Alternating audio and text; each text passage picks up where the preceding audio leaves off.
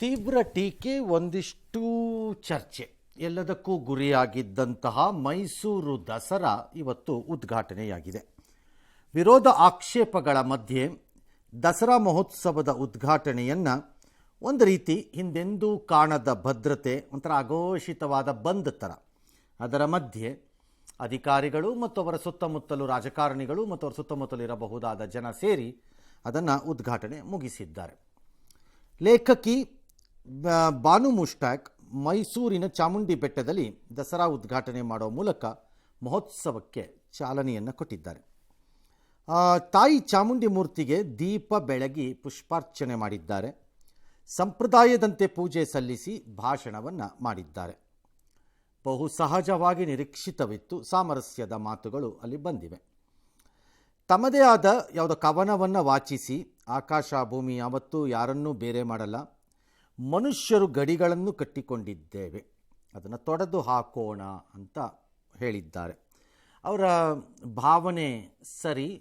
But ಇವತ್ತಿನ ಕಲುಷಿತ ಸಮಾಜದಲ್ಲಿ, ಪ್ರಪಂಚದಲ್ಲಿ ಅದು ಪ್ರಾಕ್ಟಿಕಲ್ ಅಲ್ಲ.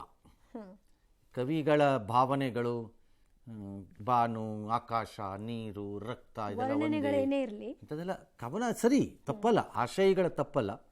ಬಟ್ ಇವತ್ತಿನ ಸ್ಥಿತಿ ಹಾಗಿಲ್ಲ. ಪರಿಸ್ಥಿತಿ. ಕತ್ತರಿಸೋರು, ಕತ್ತರಿಸಬೇಕು ಅನ್ನೋರು, ಹಿಂಸೆಯನ್ನೇ ಪ್ರತಿಪಾದಿಸುವವರು, ಹಿಂಸೆಯನ್ನೇ ಆ ಅಸ್ತ್ರವನ್ನಾಗಿಸಿಕೊಳ್ಳುವವರು, ಆ ಹಿಂಸೆಯನ್ನು ಅಸ್ತ್ರವಾಗಿಸಿಕೊಂಡು ಹೊರಗಡೆಯಿಂದ ಬಂದು ಒಳಗಡೆ ಇರುವ ಜನ ಅವರಿಗೆ ಬೆಂಬಲ ಕೊಡುವವರು, ದೇಶದ್ರೋಹಿಗಳಂತೆ ವರ್ತಿಸುವವರು ದೇಶದ ಒಳಗಡೆನೇ ಇದ್ದರು. ಇವರಿಗೆಲ್ಲ ಈ ಅತ್ಯಂತ ಸೂಕ್ಷ್ಮ ಮತಿಗಳಿಗೆ ಅರ್ಥವಾಗಬೇಕಾದಂಥ ಕವನಗಳು, ಕತೆಗಳು, ಕಾದಂಬರಿಗಳು, ಬರಹ ಇದೆಲ್ಲ ಅವ್ರಿಗೆ ಸಲ್ಲಲ್ಲ, ಯಾರಿಗೂ ಸಲ್ಲಲ್ಲ. ಏನೋ ಈ ಹಿಂದೆ ಜಯಚಾಮರಾಜೇಂದ್ರ ಒಡೆಯರ್ ತಮ್ಮ ಅಂಗರಕ್ಷಕರಾಗಿ ಮುಸ್ಲಿಮರನ್ನ ಇಟ್ಕೊಂಡಿದ್ರು. ಅದು ತಪ್ಪು ಅಂತ ಅಲ್ಲವೇ ಅಲ್ಲ. ನಾನೇ ಈ ಪ್ರಶ್ನೆ ಎತ್ತಿದ್ದೆ. ಇಲ್ಲ, ಪ್ರಶ್ನೆನೂ ಇಲ್ಲ ಮುಸ್ಲಿಮರ ವಿಷಯವಾಗಿ. ನಾನೇ ಇದನ್ನ ಎತ್ತಿದ್ದೆ. ಮಿರ್ಜಾ ಇಸ್ಮಾಯಿಲೇ ಅಂಗರಕ್ಷಕರು ಯಾಕೆ ಹೇಳ್ತಾ ಇದ್ದೀರಿ? ಮಿರ್ಜಾ ಇಸ್ಮಾಯಿಲ್ ಅವರು ದಿವಾನರಾಗೇ ಇದ್ರು ಅಂತ ನಾನು ಹೇಳ್ತಿದ್ದೆ ನಾನು, ಅಲ್ವೇ? ಅದಲ್ಲ ಪ್ರಶ್ನೆ. ಅದು ಇದ್ದಿದ್ದು ಅಥವಾ ಇರೋದು ಯಾವುದೇ ಅನುಮಾನಗಳಿರಲಿಲ್ಲ. ಅನುಮಾನ ಈಗಲೂ ನನ್ನ ಪ್ರಕಾರದಲ್ಲಿ ಎಲ್ಲರ ಮೇಲೂ ಅನುಮಾನಗಳನ್ನು ಎಲ್ಲರೂ ಪಟ್ಕೊಂಡಿರೋಂಥ ಕಾಲ ಅಂತಿಲ್ಲ. ಕೆಲವರ ಕೃತ್ಯಗಳಿಂದ ಎಲ್ಲರ ಮೇಲೂ ಅನುಮಾನ ಪಡುವಂತಹ ಪರಿಸ್ಥಿತಿಗಳನ್ನು ಸೃಷ್ಟಿಸ್ತಾ ಇದ್ದಾರೆ ಮತ್ತು ಅದಕ್ಕೆ ಕೆಲವರು ಕಾರಣರಾಗ್ತಾರೆ ಅಷ್ಟೇ. ಅದು ಏನು ಇಲ್ಲದೆ ಆಗಲ್ಲ. ಹಾಂ, ನಮ್ಮ ಕುಟುಂಬದವರು ಆಗಿದ್ರು ಅಂತ ಫೇರ್ ಏನೋ. ಈಗ ಇಂದಿರಾ ಗಾಂಧಿಗೆ ಸಿಖ್ ಪಂಗಡಕ್ಕೆ ಸೇರಿದವರು ಅಂಗರಕ್ಷಕರಾಗಿದ್ದರು. ಅವರೇ ಶೂಟ್ ಮಾಡಿಬಿಟ್ರು. ಹಂಗಂದ್ಬಿಟ್ಟು ಇಂದಿರಾ ಗಾಂಧಿ ನಂಬಿರಲಿಲ್ಲ ಅಂತನಾ? ಅದು ಹಾಗಲ್ಲ. ಇಂದಿರಾ ಗಾಂಧಿ ನಂಬಿರಲಿಲ್ಲ. ಆ ಎರಡು ವ್ಯಕ್ತಿಗಳ ಮನೋಸ್ಥಿತಿ. ಇದೇ ಭಯೋತ್ಪಾದನೆಯ ವಿಚಾರದಲ್ಲಿ ಇದೇ ಸಮಸ್ಯೆ ಆಗಿರೋದು ಕೆಲವು ಕಡೆ, ಕೆಲವು ದೇಶಗಳಲ್ಲಿ, ನಮ್ಮದು ಒಂದೇ ದೇಶ ಅಂತಲ್ಲ, ಅಥವಾ ಚಿಂತನೆಗಳಲ್ಲಿ. ಏನೆಯೋ ನನ್ನ ನಂಬಿಕೆ ಮನೆ ಹೊಸಲು ದಾಟಿಲ್ಲ. ಎಲ್ಲರ ಮನಸ್ಸನ್ನು ಒಳಗೊಳ್ಳುವ ಮನಸ್ಸು ನನ್ನದು ಹೊಂದಿದ್ದಾರೆ. ಅವ್ರನ್ನ ಉದ್ಘಾಟಕ ಆಯ್ಕೆ ಮಾಡೋದು CM ಸಮರ್ಥಿಸ್ಕೊಂಡಿದ್ದಾರೆ. ಅದನ್ನು ಸಮರ್ಥಿಸ್ಕೊಳ್ಳೇಬೇಕಿತ್ತು. ಅವರು ಸ್ವಾರ್ಥಕ್ಕಾಗಿ ರಾಜಕಾರಣ ಮಾಡೋದು ಅಕ್ಷಮ್ಯ ಅಪರಾಧ ಎಂಬುದು CM ಅವರ ವ್ಯಾಖ್ಯಾನ. That's A fair argument. But ಸ್ವಾರ್ಥ ಎಂಬುದು ಬರೀ ರಾಜಕೀಯ ಉದ್ದೇಶಗಳಿಗೆ ನನಗೆ ಲಾಭವಾಗುವ ವಿಚಾರದಲ್ಲಿ ಮಾತ್ರ ಸ್ವಾರ್ಥ ಇರಬಾರ್ದು. ಎಲ್ಲದರಲ್ಲೂ ಸ್ವಾರ್ಥ ರಾಜಕಾರಣ ಮಾಡುವುದು ತಪ್ಪು. ಅದು ಜಾತಿ ಇರಲಿ, ಒಂದು ಟ್ರಾನ್ಸ್ಫರ್ ಇರಲಿ, ಒಂದು ಮಂತ್ರಿ ಮಾಡೋದ್ರಲ್ಲಿ ಇರಲಿ, ಒಂದು ಓಟ್ ಹಾಕಿಸ್ಕೊಳ್ಳೋದ್ರಲ್ಲಿ ಇರಲಿ, ಅಥವಾ ನಿರ್ದಿಷ್ಟ ಕೋಮು ಅಥವಾ ಜಾತಿಗೆ ಲಾಭ ಮಾಡಿಕೊಡುವ ರೀತಿ ಇರಲಿ, ಎಲ್ಲದರಲ್ಲೂ ಇರಬೇಕಪ್ಪ. ಅದು ಒಂದರಲ್ಲಿ ಇರಬಾರ್ದಪ್ಪ.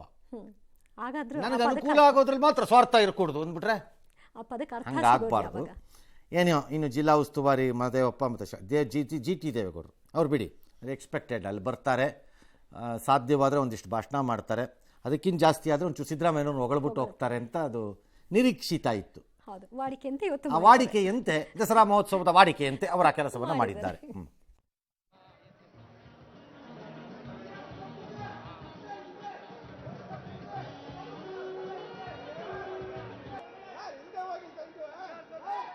ನಾನು ನೂರಾರು ಸಾರಿ ದೀಪಗಳನ್ನ ಬೆಳಗಿದ್ದೀನಿ, ನೂರಾರು ಸಾರಿ ಪುಷ್ಪಾರ್ಚನೆಯನ್ನು ಕೂಡ ಮಾಡಿದ್ದೀನಿ, ಮಂಗಳಾರತಿಯನ್ನು ಕೂಡ ಸ್ವೀಕರಿಸಿದ್ದೀನಿ. ಹೊಸದಲ್ಲ ಇದು. ಬುಕ್ಕರ್ ಬಾನು ಬದುಕು ಬರಹ ಅನ್ನತಕ್ಕಂಥ ಒಂದು ಪುಸ್ತಕ ಪ್ರಕಟ ಆಗ್ತಾ ಇದೆ. ನನ್ನ ಮತ್ತು ಹಿಂದೂ ಧರ್ಮದ ಸಂಬಂಧ ಹೇಗೆ ಇದೆ ಅನ್ನೋದ್ರ ಬಗ್ಗೆ ಅದು ಬರ್ದಿದ್ದೀನಿ. ನನ್ನ ಗೆಳತಿ ಒಬ್ಬರು ಚಾಮುಂಡೇಶ್ವರಿ ದೇವಸ್ಥಾನಕ್ಕೆ ನನ್ನನ್ನ ಕರ್ಕೊಂಡ್ ಬರ್ತೀನಿ ಅಂತ ಹರಕೆ ಹೊತ್ತಿದ್ರು. ನನಗೆ ಹೋಗ್ಲಿಕ್ಕೆ ಸಾಧ್ಯ ಆಗ್ಲಿಲ್ಲ ಕಾರಣಾಂತರಗಳಿಂದ.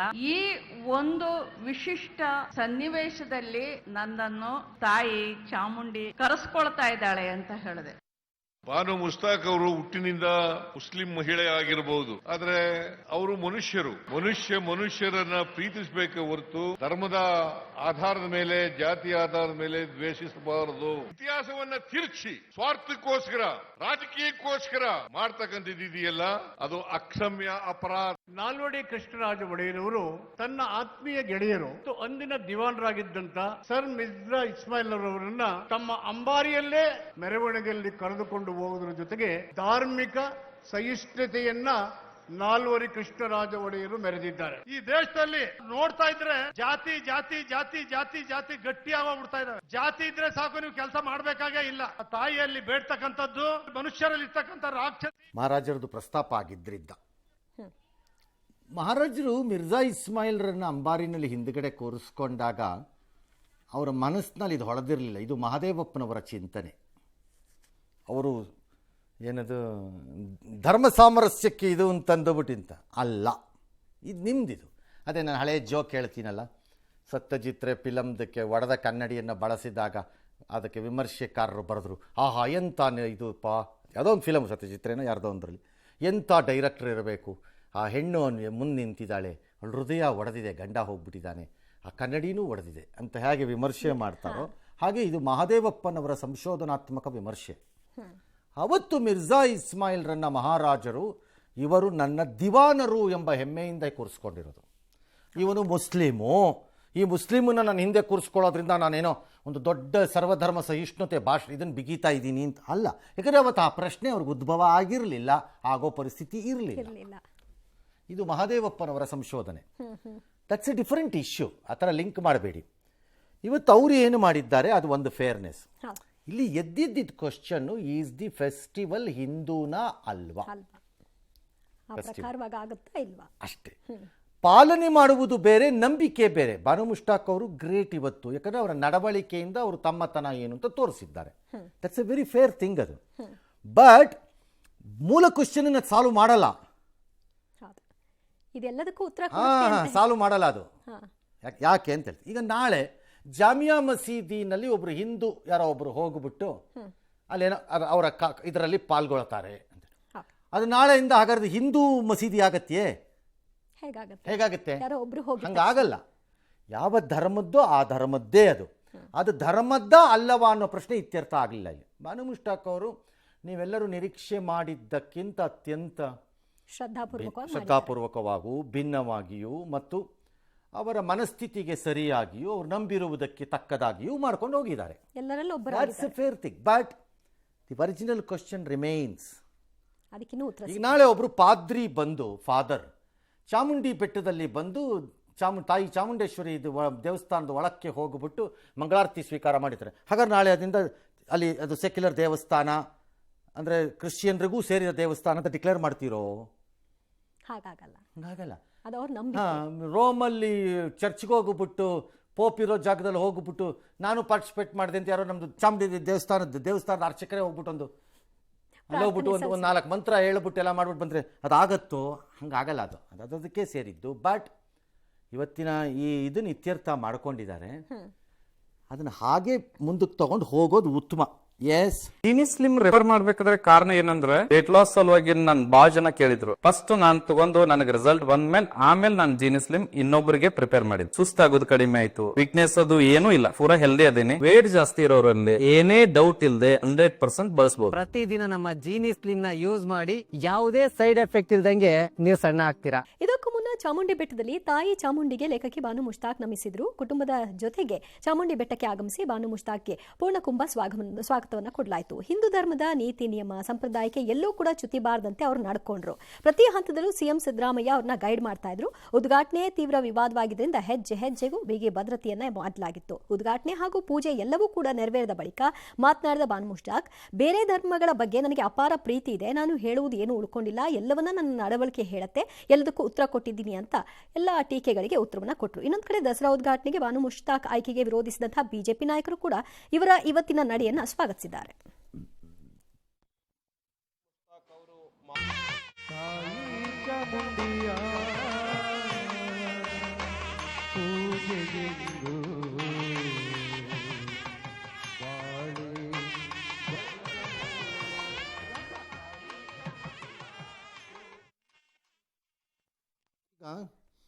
ಅವ್ರದ್ದು ಉತ್ತರ ಅವತ್ತಿಂದ ನಾನು ಹೇಳ್ತಾ ಇದ್ದಿದ್ದು, ನೀವು ಅವ್ರ ಉತ್ತರ ಕಾಯಬೇಕು. ನೀವಂದ್ರಿ ಇವತ್ತೇ ಯಾಕೆ ಕೊಡಬಾರ್ದು, ಎಲ್ಲ ಆದ್ಮೇಲೆ ಅವ್ರು ಬೇಕಾದಾಗ ಅವ್ರು ಕೊಡ್ತಾರೆ, ನೀವು ಇವತ್ತೇ ಕೊಡಿ ಅಂತ ಹೇಳಕ್ ಬರಲ್ಲ. ಇವತ್ತು ಅವರ ಉತ್ತರ ಕೊಟ್ಟಿದ್ದಾರೆ. ಈ ಉತ್ತರವನ್ನು ಸ್ವೀಕಾರ ಮಾಡುವುದು ಈಗ ಅವರವರಿಗೆ ಬಿಟ್ಟದ್ದು. ಇದನ್ನು ಹೀಗೆ ಸ್ವೀಕಾರ ಮಾಡಬೇಕು ಅಂತ ಯಾರು ಹೇಳಲಿಕ್ಕಾಗಲ್ಲ, ಹೀಗೆ ಮಾಡಬಾರ್ದು ಅಂತಲೂ ಹೇಳಲಿಕ್ಕೆ ಬರಲ್ಲ. ಈಗ ಯಾರು ಏನನ್ನ ನೋಡಿದ್ದೀರಿ ಅದನ್ನು ಹಾಗೆ ಸ್ವೀಕಾರ ಮಾಡಿ, ಅವರ ನಡವಳಿಕೆಯನ್ನು. ಮೂಲ ಪ್ರಶ್ನೆ ಏನು, ಪ್ರಶ್ನೆ ಸರಿಯೋ ತಪ್ಪೋ ಅದು ಮತ್ತೆ ಬೇಕಾದ್ರೆ ಚರ್ಚೆ, ಅದು ಬೇರೆ ವಿಚಾರ. ಹಾಗೆ ಸ್ವೀಕಾರ ಮಾಡಿ. ಆರಂಭದಲ್ಲಿ ಅವರು ಇವತ್ತು ಚಾಮುಂಡೇಶ್ವರಿ ತಾಯಿಗೆ ನಮಸ್ಕಾರವನ್ನು ಮಾಡಿದ್ದಾರೆ ಅಂತ ದೃಶ್ಯಗಳಲ್ಲಿ ಇದೆ. ನಮ್ಮನ್ನು ಮಾಡಿದ್ದಾರೆ ಅಥವಾ ಅಲ್ಲಿ ಸಂಕಲ್ಪ ಮಾಡಿದಾರೋ ಏನೋ ಮಾಡಿದ್ದಾರೆ ಮೋಸ್ಟ್ಲಿ, ಅಲ್ಲಿ ನೋಡಿದ್ರೆ ಹಂಗೆ ಕಾಣಿಸ್ತಿದೆ ಅದು. ಅದಾದ ಮೇಲೆ ಎರಡನೇ ದೃಶ್ಯದಲ್ಲಿ ನೀವು ನೋಡ್ತೀರಿ ಅವರು ಮಂಗಳಾರತಿಯನ್ನು ಸ್ವೀಕಾರ ಮಾಡಿದ್ದಾರೆ. ಓಕೆ, ಈ ಮಂಗಳಾರತಿ ಸ್ವೀಕಾರದ ವಿಚಾರದಲ್ಲಿ ಒಂದಿದೆ. ಅದೇನು ಅಂದರೆ, ಭಾಳ ಜನ ಎಲೆಕ್ಷನ್ ಟೈಮಲ್ಲಿ ಕೆಲವು ಅನ್ಯ ಧರ್ಮಕ್ಕೆ ಸೇರಿದವರು ಹೋಗಿ ದೇವಸ್ಥಾನಗಳಿಗೆ ಹೋಗಿ ಮಂಗಳಾರತಿ ತೊಗೊಂಡ್ಬಿಡೋದು ಅಥವಾ ಅಲ್ಲಿ ಹೋಗ್ಬಿಟ್ಟು ಒಂದು ನಮಸ್ಕಾರ ಮಾಡಿಬಿಟ್ಟು ಬಂದ್ಬಿಡೋದು. Typical vote. ಸಿದ್ದರಾಮಯ್ಯನವ್ರು ಹೇಳಿದ್ರಲ್ಲ, ನಿಮ್ಮ ಶಿಷ್ಯ ಜಮೀರ್ಗೆ ಅದನ್ನು ಹೇಳಿ, ಅದು ಸ್ವಾರ್ಥ. ಅದು ಸ್ವಾರ್ಥ ಅಲ್ವಾ? ಅದು ಸ್ವಾರ್ಥನೇ. ಬಟ್ ಸ್ಟಿಲ್ ಇಟ್ಸ್ ಓಕೆ, ಅದು ಮಾಡ್ತಾರೆ. ಬಟ್ ಅದನ್ನು ಯಾರು ಗಮನಿಸಲ್ಲ. ಇವತ್ತು ಇದನ್ನು ಗಮನಿಸಿದ್ರು. ಕಾರಣ ಏನಾಗೋಯಿತು ಅಂದರೆ, ಇದರದ್ದು ಗಮನಕ್ಕೆ ಬಾನು ಮುಷ್ತಾಕ್ ಅವರ ಮನೋಸ್ಥಿತಿಯವರು ಪಾಪ ಮಂಗಳಾರತಿ ತೊಗೊಂಡಿದ್ದು ತಪ್ಪು ಸರಿ ವಿಶ್ಲೇಷಣೆಗಲ್ಲ, ಅವರ ಸಮುದಾಯದಲ್ಲಿ ಎದ್ದ ಪ್ರಶ್ನೆಗಳಿಗದು. ಹಾಗಾಗಿ ಈಗ ಅದಕ್ಕೆ ನಾನು ಹೇಳಿದ್ದು, ಯಾರು ಹೇಗೆ ಬೇಕೋ ಹಾಗೆ ಸ್ವೀಕಾರ ಮಾಡ್ಕೊಳ್ಳಬೇಕು. ಬಾನು ಮುಷ್ತಾಕ್ ಹೇಳಕ್ಕೆ ಬರಲ್ಲ, ನೀವು ಹೀಗೆ ಸ್ವೀಕಾರ ಮಾಡ್ಕೊಳ್ಳಿ ಅಂತ. ಇನ್ನು ಅವರಿಗೆ ದೇವರದ್ದು ಹಾರವನ್ನು ಕೊಟ್ಟಿದ್ದಾರೆ, ದಯಪಾಲಿಸಿದ್ದಾರೆ. ಅಂದರೆ ಕೊಡ್ತಾರೆ. ಸಾಮಾನ್ಯ ಹೆಣ್ಮಕ್ಳು ಕೈಗೆ ಕೊಡೋದು, ಯಾರಿಗೂ ಹೆಣ್ಮಕ್ಳಿಗೆ ಹಾಕಕ್ಕೆ ಹೋಗಲ್ಲ. ಮತ್ತು ತಾಯಿಗೆ ಉಡಿಸಿದ್ದ ಸೀರೆ ಇರಬೇಕದು ಅಂತ ಅಂದ್ಕೊಂಡಿದ್ದೀನಿ ನಾನು. ಮೋಸ್ಟ್ಲಿ ಅದು ಇರುತ್ತೆ, ಅದು 99. ನೋಡಿ ಈಗ ಆಮೇಲೆ ಹಾರ ಹಾಕೂ ಇದ್ದಾರೆ, ಯಾರ ಹೆಣ್ಮಕ್ಳು ಯಾರು ಮಾಡಿದ್ದಾರೆ ಅದನ್ನು ಕೆಲಸನ. It's all right. ತಾಯಿಗೆ ಕೊಟ್ಟ ಸೀರೆಯನ್ನು, ತಾಯಿಗೆ ಉಡಿಸಿದ್ದಿದ್ದು ಸೀರೆಯನ್ನು ಕೊಟ್ಟಿದ್ದು ಮಾಡಿದ್ದಾರೆ. ಚಾಮುಂಡಿದು ಪಾದುಕೆಗೆ ಅವರು ಒಂದು ನಮಸ್ಕಾರವನ್ನು ಮಾಡಿದ್ದಾರೆ. Fair enough. ಸೊ ಅಲ್ಲಿಗೆ ಇನ್ನೊಂದು ಹಂತ ಮುಗಿದಿದೆ. ತದನಂತರದಲ್ಲಿ ಆಂಜನೇಯ ಸ್ವಾಮಿಗೆ ಪೂಜೆಯನ್ನು ಮಾಡಿದ್ದಾರೆ. ಆಂಜನೇಯ ಸ್ವಾಮಿಗೆ ಮುಸ್ಲಿಮರಲ್ಲಿ ಭಾಳ ಜನ ಪೂಜೆ ಮಾಡೋದನ್ನು ನಾನು ನೋಡಿದ್ದೀನಿ. ಹೌದೌದು, ನಾನು ನೋಡಿದ್ದೀನಿ. ಅದೇನೋ ವಿಚಿತ್ರ, ಅದು ಯಾಕೆ ಅಂತ ನನಗೆ ಅರಿವಿಲ್ಲ. ಅದೇನು ಗೊತ್ತಿಲ್ಲ. ಈ ಕೆಲವು ದರ್ಗಾಗಳಿಗೆ ಹಿಂದೂಗಳು ಗಾಡಿ ತೊಗೊಂಡೋಗಿ ಪೂಜೆ ಮಾಡಿಸ್ಕೊತಾರೆ, ಕೆಲವು ದರ್ಗಾಗಳಿಗೆ. ಆ ಟೈಪ್ ಆಂಜನೇಯನ ಪೂಜೆ ಮಾಡೋದು ಅಥವಾ ನಮಸ್ಕಾರ ಮಾಡೋದನ್ನು ನಾನು ನೋಡಿದ್ದೀನಿ. ಅದು ಏನು ಆಂಜನೇಯ ಅದು ಸಂಬಂಧ ಅಂತ ನನಗೂ ಐಡಿಯಾ ಇಲ್ಲ. ಪೂಜೆ ವೇಳೆ ಅವರೊಂದಷ್ಟು ಭಾವುಕರಾಗಿ ಅದನ್ನು ಪರಿಪಾಲಿಸುವಾಗ ಇದು ಮಾಡಿದ್ದಾರೆ. ಈಗ ಇಷ್ಟೆಲ್ಲ ಇದಾದಾಗ ಏನು ವಾದ ವಿವಾದ ಪ್ರತಿವಾದ ಚಂಡಿವಾದ ಎಲ್ಲ ವಾದಗಳಾದ ಮೇಲೆ ನಡೆದಿದೆಯಲ್ಲ, ಅದಕ್ಕೆ ಎಸ್. ನನ್ನ ಅಭಿಪ್ರಾಯ ಮಾತಲ್ಲಿ ಏನ್ ಹೇಳ್ಬೇಕು ರೀ, ನಿಮ್ಗೆಲ್ಲ ಅಪಾರ ಪ್ರಶ್ನೆಗಳಿವೆ, ಅದಕ್ಕೆ ಅವುಗಳ ಬಗ್ಗೆ ಮಾತಾಡ್ಬೇಕು. ನಾನು ಮಾತಾಡೋಣ, ಲೆಟ್ ಅಸ್ ಸ್ಪೀಕ್. ನಾನು ನನ್ನ ಧರ್ಮವನ್ನ ನಾನು ಪಾಲಿಸ್ತೀನಿ, ಅದು ಬಹಳ ವೈಯಕ್ತಿಕವಾದಂಥದ್ದು. ಆದರೆ ನನಗೆ ಬೇರೆ ಧರ್ಮಗಳ ಬಗ್ಗೆ ಅಪಾರ ಗೌರವ ಇದೆ. ಬರೀ ಒಂದು ತುಣುಕು ನೋಡಿ ದಯಮಾಡಿ ತಿರ್ಚಬೇಡಿ. ಭಾರತೀಯ ಉಡುಗೆ ತೊಡುಗೆಗಳಿಂದ ಆಗಮಿಸಿರ್ತಕ್ಕಂಥ ಬಾನು ಮುಷ್ತಾಕ್ ಅವರು ಬಹಳ ಒಳ್ಳೆಯ ರೀತಿಯಲ್ಲಿ ಮಾತಾಡಿದ್ದಾರೆ. ಪುಷ್ಪಾರ್ಚನೆಯನ್ನ ಮಾಡಿ ಮಂಗಳಾರತಿಯನ್ನ ತೆಗೆದುಕೊಂಡಿದ್ದಾರೆ. ಇದೆಲ್ಲದಕ್ಕೂ ಕೂಡ ನಾವು ಸ್ವಾಗತವನ್ನ. Problem is who is a Hindu ಅನ್ನೋದನ್ನ ಬಿಜೆಪಿ ಸರ್ಟಿಫಿಕೇಟ್ ಕೊಡಬಾರ್ದು. ಅದು ಅವ್ರ ಕೈಯಲ್ಲೂ ಇಲ್ಲ. ಅದು ನಿಮ್ದು ಅಲ್ಲ ಕೆಲಸ ಅದು. ಹೌದು. ನೀವು federation of commission of certification of Hinduism ಅಲ್ಲ, ನೀವು ಹಂಗೆ ಆಡ್ತಾರೆ ಸರ್. ನೀವು ಅಲ್ಲ. ರೈಟ್. ವಿವಾದ ಒಂದನ್ನು ಎತ್ತಿದ್ರಿ, ಪ್ರಶ್ನೆ ಒಂದನ್ನು ಎತ್ತಿದ್ದೀರಿ. ಮೂಲ ಪ್ರಶ್ನೆಯ ಉತ್ತರಗಳು ಏನೇ ಇರಲಿ, ಪ್ರಶ್ನೆಗೆ ಸಂಬಂಧಿತ ನಡವಳಿಕೆ ಮತ್ತು ನಡೆದ ಕಾರ್ಯಕ್ರಮ ಆಕೆ ಹೇಗೆ ನಡೆಸಿದ್ರು ಅದನ್ನು ಜನ ನೋಡಬೇಕಷ್ಟೆ. ನನಗಾಗಲೇ ಹೇಳ್ದಂಗೆ ಮೂಲ ಪ್ರಶ್ನೆಗಳು ಉಳ್ಕೋಬೋದು, ಇನ್ನೂ ಬೇಕಾರೆ ಅದಕ್ಕೆ ಉತ್ತರವನ್ನು ಉಳ್ಕೋಬೋದು. That's okay, that's how it is ನನ್ನ ಪ್ರಕಾರದಲ್ಲಿ ಚರ್ಚೆಗಳು. ಅದು ಬಿಟ್ಟು ಒಬ್ರಿಗೊಬ್ರು ಸರ್ಟಿಫಿಕೇಟ್ ಕೊಡ್ತಾರಲ್ಲ, ಅದು ಭಾಳ ಆಶ್ಚರ್ಯ. ಏನ್ಯಾವ ಖಾಸಗಿ ಪ್ರಮುಖ ದಸರಾ ಪ್ರಮುಖ ಮಹೋತ್ಸವದಲ್ಲಿ ಒಂದು ಆಕರ್ಷಣೆ ಖಾಸಗಿ ದರ್ಬಾರ್. ಪ್ರಮುಖ ಅಂತಾರೆ ಅಲ್ಲ, ಯಾಕೆ ಪ್ರಮುಖನೇ, ಬಟ್ ಅದು ಸಾರ್ವಜನಿಕರಿಗೆ ಎಲ್ಲರಿಗೂ ಲಭ್ಯವಿರುವ ದೃಶ್ಯಾವಳಿಗಳೇನಲ್ಲ, ಅಥವಾ ಅಲ್ಲಿಗೆ ಹೋಗೋಕ್ಕಾಗತ್ತೆ ಅಂತನೂ ಅಲ್ಲ ಎಲ್ಲರಿಗೂ. ಆ್ಯಕ್ಚುಲಿ ಅದಕ್ಕೇನಾದ್ರು ಒಂದು ಮೆಥಡಾಲಜಿ ಮಾಡಿ ಒಂದಷ್ಟು ಜನ ನೋಡೋ ಹಂಗೆ ಮಾಡಬೇಕಿತ್ತು ನನ್ನ ಪ್ರಕಾರ. ಬೇರೆ ದೇಶದಲ್ಲಾಗಿದ್ದರೆ ಮಾಡ್ಕೊಂಡಿರೋರು. ನಮ್ಮ ದೇಶದಲ್ಲಿ ರಾಜಪರಂಪರೆಯನ್ನು ಅವಮಾನಿಸುವುದು, ಅಪಮಾನಕ್ಕೆ ಗುರಿ ಮಾಡುವುದು, ಹೀಯಾಳಿಸುವುದು, ನಿಂದಿಸುವುದು, ಅವರು ಮಾಡಿದ ಕೆಲಸವನ್ನು ಮಾಡೇ ಇಲ್ಲ ಎಂದು ಪ್ರತಿಪಾದಿಸಲು ಯತ್ನಿಸುವುದು, ಹೇಸಿಗೆ ತಿನ್ನುವ ನಾಲಿಗೆಗಳು ಇವತ್ತಿನ ಆಧುನಿಕ ಮಹಾರಾಜರುಗಳಿಗೆ ಹೇಳ್ತಾ ಇರೋದು. ಇದನ್ನು ನಾನು ಈ ಆಧುನಿಕ ಮಹಾರಾಜರು, ಪ್ರಜಾಪ್ರಭುತ್ವದ ಮಹಾರಾಜರುಗಳಿದ್ದಾರಲ್ಲ, ಆ ಹೇಸಿಗೆ ತಿನ್ನುವ ನಾಲಿಗೆಗಳಾಡುವ ಮಾತುಗಳು, ಇದೆಲ್ಲ ನೋಡ್ತಾ ಇದ್ರೆ ಬೇಜಾರಾಗುತ್ತೆ. But still okay. ಇವತ್ತವರು ಇದಕ್ಕೆ ಚಾಲನೆ ಕೊಟ್ಟಿದ್ದಾರೆ. ಯಾರು? ಯದುವೀರ್ ಕೃಷ್ಣದತ್ತ ಚಾಮರಾಜ ಒಡೆಯರ್ ಅವರು ಹೋಗಿ ದರ್ಬಾರ್ಗೆ ಇದು ಮಾಡಿದ್ದಾರೆ. ಈ ಅವಧಿನಲ್ಲಿ ಅವರು ಕೂರ್ತಾರೆ. ಸಾಂಪ್ರದಾಯಿಕವಾಗೆಲ್ಲ ಬೆಳಗ್ಗೆಯಿಂದನೇ ಕಾರ್ಯಕ್ರಮಗಳೆಲ್ಲ ನಡೆದಿದೆ. ಸಿಂಹಾಸನ ಹತ್ತಿದ್ದಾರೆ. ಪರಂಪರೆಯ ಪ್ರಕಾರ ವಿಧಿವಿಧಾನಗಳೆಲ್ಲ ನಡೆಸಿರ್ತಾರಲ್ಲಿ. ಚಾಮುಂಡಿ ತೊಟ್ಟಿಯಿಂದ, ಚಾಮುಂಡೇಶ್ವರಿ ಅಮ್ಮನ ತೊಟ್ಟಿಯಿಂದ ಕನ್ನಡಿ ತೊಟ್ಟಿಗೆ ತಂದಿದ್ದಾರೆ. ದರ್ಬಾರ್ ಮುಗಿದ ಮೇಲೆ 23 ದೇವಾಲಯಗಳ ತೀರ್ಥ ಪ್ರಸಾದ ಸೇವನೆ ನಂತರ ಅವರು ಉತ್ಸವವನ್ನು ಅಂತಿಮಗೊಳಿಸಿದ್ದಾರೆ. ಇವತ್ತು ಅಲ್ಲಿ ಕುಸ್ತಿ ಪಂದ್ಯಾವಳಿ ಕೂಡ ಪ್ರಾರಂಭ ಆಗಿದೆ. ಮುಖ್ಯಮಂತ್ರಿಗಳೇ ಅದನ್ನು ಉದ್ಘಾಟಿಸಿದ್ದಾರೆ ಮತ್ತು ಕೆಲ ಕಾಲ ಅದನ್ನು ನೋಡಿದ್ದಾರೆ. ಮುಖ್ಯಮಂತ್ರಿಗಳು ಕುಸ್ತಿ ಇದನ್ನು ರಿಯಲ್ ಕುಸ್ತಿ ನೋಡಿ, which he does every day anyhow every day ಮಾಡ್ತಾರೆ. ಬಟ್ ಇದು ನಿಜವಾದ ಕುಸ್ತಿಯನ್ನು ನೀವು ಹೇಳ್ದಂಗೆ ನೋಡಿ ಸಂತೋಷಪಟ್ಟಿದ್ದಾರೆ. ಮೇ ಬಿ ನವೆಂಬರ್, ಡಿಸೆಂಬರ್, ಜನವರಿನಲ್ಲಿ ನಡೆಯಬಹುದಾದ ಒಂದು ಮಹಾಕುಸ್ತಿ ಮೇಳಕ್ಕೆ ತಯಾರಿಯೂ ಇರಬಹುದು. ನನಗೇನು ಐಡಿಯಾ ಇಲ್ಲ ಯಾವ್ಯಾವ ಪಟ್ಟೆ ಹೆಂಗ. ಎಕ್ಸಾಕ್ಟ್ಲಿ, ಸೂಪರ್ ರೀ ನೀವು. Very good. ಓಕೆ, ಇದೆಲ್ಲ ಮಾಡಿದ್ದಾರೆ. ಎಸ್. ಇಂದಿನಿಂದ ದೇಶಾದ್ಯಂತ ಉಳಿತಾಯ ಉತ್ಸವ ಶುರುವಾಗಿದೆ. ಜಿಎಸ್ಟಿ ದರ ಕಡಿತದಿಂದ ವಸ್ತುಗಳ ಬೆಲೆ ಇಳಿಕೆ ಕಂಡಿದೆ. ಇಂದಿನಿಂದ ಜಿಎಸ್ಟಿ ಹೊಸ ಸ್ಲ್ಯಾಬ್ಗಳು ಜಾರಿಗೆ ಬರ್ತಾ ಇದೆ. ನಿತ್ಯೋಪಯೋಗಿ ವಸ್ತು ಸೇರಿದಂತೆ ಒಟ್ಟು 375 ವಸ್ತುಗಳ ಬೆಲೆ ಇಳಿಕೆಯಾಗಿದೆ. ದೇಶದ ನಾಗರಿಕರಿಗೆ ಪ್ರಧಾನಿ ನರೇಂದ್ರ ಮೋದಿ ಅವರು ಒಂದು ಪತ್ರ ಬರೆದರು. ಮಧ್ಯಮ ವರ್ಗಕ್ಕೆ ಇದು ನೆರವಾಗಲಿದೆ. ಈ ಉಳಿತಾಯ ಉತ್ಸವ ಎಲ್ರಿಗೂ ಕೂಡ ನೆರವಾಗಲಿ ಅಂತ ಅವರು ಆಶಯವನ್ನು ವ್ಯಕ್ತಪಡಿಸಿದರು. ಇನ್ನು ಅರುಣಾಚಲ ಪ್ರದೇಶದಲ್ಲಿ ಮಾತನಾಡಿದ ಅವರು, ಮುಂದಿನ ತಲೆಮಾರಿಗೂ ಕೂಡ ಜಿಎಸ್ಟಿ ಸುಧಾರಣೆಯ ಲಾಭ ಸಿಗಲಿದೆ ಅಂತ ಹೇಳಿದ್ದಾರೆ. ಹಿಂದಿನ ಕಾಂಗ್ರೆಸ್ ಸರ್ಕಾರ 2 ಲಕ್ಷ ರೂಪಾಯಿ ಆದಾಯಕ್ಕೂ ಕೂಡ ಟ್ಯಾಕ್ಸ್ ಹಾಕ್ತಾ ಇತ್ತು ಅಂತ ಟೀಕಿಸಿದರು. ಕೇಂದ್ರ ಸಚಿವ ಅಮಿತ್ ಶಾ ಕೂಡ ಟ್ವೀಟ್ ಮಾಡಿ ಜಿಎಸ್ಟಿ ಕಡಿತದಿಂದ ಪ್ರತಿ ವರ್ಗದ ಮನೆಗೂ ಕೂಡ ಸಂತೋಷದ ಉಡುಗೊರೆಯನ್ನು ಹಂಚಲಾಗಿದೆ ಅಂತ ಹೇಳಿದ್ರು. ಇತ್ತ ಕಾಂಗ್ರೆಸ್ ನಾಯಕರು ಮೋದಿ ವಿರುದ್ಧ ಹರಿಹಾಯೋದನ್ನ ಮಿಸ್ ಮಾಡಲಿಲ್ಲ. जनरेशन जीएसटी रिफॉर्म का भी बहुत बड़ा फायदा उन्हें ही मिलने वाला है.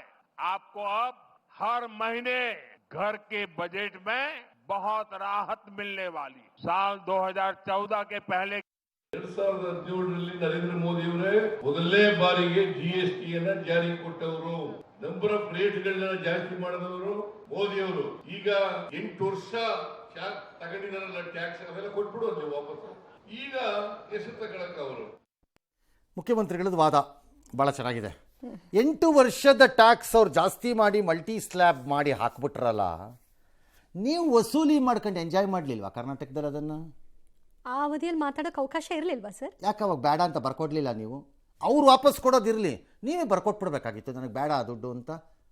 ಆ ದುಡ್ಡನ್ನು ಲೆಕ್ಕ ಇಟ್ಕೊಂಡು ಈಗ ಬಾಕಿ ಕೇಳ್ತಾ ಇದ್ದೀರಿ ಸಾಹೇಬ್ರು. ಹೌದು, ಅದು ಕ್ರೈಮ್ ಅಲ್ವಾ? ಅದು ಅಪರಾಧ ಅಲ್ವಾ? ಅದು ಬ್ಯಾಲೆನ್ಸ್ಡ್ ಆಕ್ಟ್ ಮಾಡ್ತಾ ಇದ್ರಲ್ಲ ಸರ್. ಸಖತ್ತಾಗಿದೆ ಇದು. ಇದನ್ನೇ ನಾನು ಹೇಳಿದ್ದು. ಅವ್ರು ಜಾಸ್ತಿ ಹಾಕಿದ್ರು, ಸರಿಪ್ಪ ಹಾಕಿದ್ರು, ಕರೆಕ್ಟ್. ಎಕ್ಸ್ಟ್ರಾ ಸ್ಲ್ಯಾಬ್ ಮಾಡಿದ್ರು, ಕರೆಕ್ಟಪ್ಪ, ಎಕ್ಸ್ಟ್ರಾ ಸ್ಲ್ಯಾಬ್ ಮಾಡಿದ್ರು. ಜನರಿಂದ ರಕ್ತ ಈ ಥರ ವಸೂಲಿ ಮಾಡಿಬಿಟ್ರಪ್ಪ, ಕರೆಕ್ಟ್. ನೀವು ಮತ್ತು ಅದು ಬಂದಿಲ್ಲ ಅಂತ ಲೆಕ್ಕ ಹಾಕಿ ನನ್ನ ಹಕ್ಕು ಅಂತ ಹೋಗಿ ಡೆಲ್ಲಿ ಧರಣ ಮಾಡಿದ್ರಲ್ಲ ಸಾಹೇಬ್ರು. ಅದೇನದು? ಅದೇ ನಿಮ್ಮನ್ನೇನು ಕರಿಬೇಕು ಅವಾಗ ಯಾರೇ?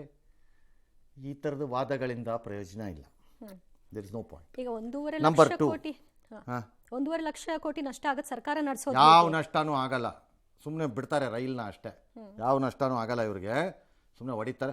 ನಷ್ಟ ಆದ್ರೆ ಆಗಲಿ, ಏನು ಮಾಡೋಕ್ಕಾಗಲ್ಲ. ಅದಕ್ಕೆ ನಷ್ಟ ಆಗುತ್ತೆ ಅಂತ ಈಗ ಹಂಗಾರೆ ಮತ್ತೆ ಟ್ಯಾಕ್ಸ್ ಜಾಸ್ತಿ ಮಾಡ್ಬೇಕು. ಆಗೇನು ಹೇಳ್ತೀನಿ, ಮೋದಿ ಟ್ಯಾಕ್ಸ್ ಹಾಕಿ ಬಡವರನ್ನೆಲ್ಲ ಬಡವರು ಮಾಡಿಬಿಟ್ರು ಅಂತೀರಿ, ಹೌದು. ತೆಗೆದ್ರೆ ಹಿಂಗಂತೀರಿ, ತೆಗೆದಿದ್ರೆ ಹಂಗಂತೀರಿ. It's still okay.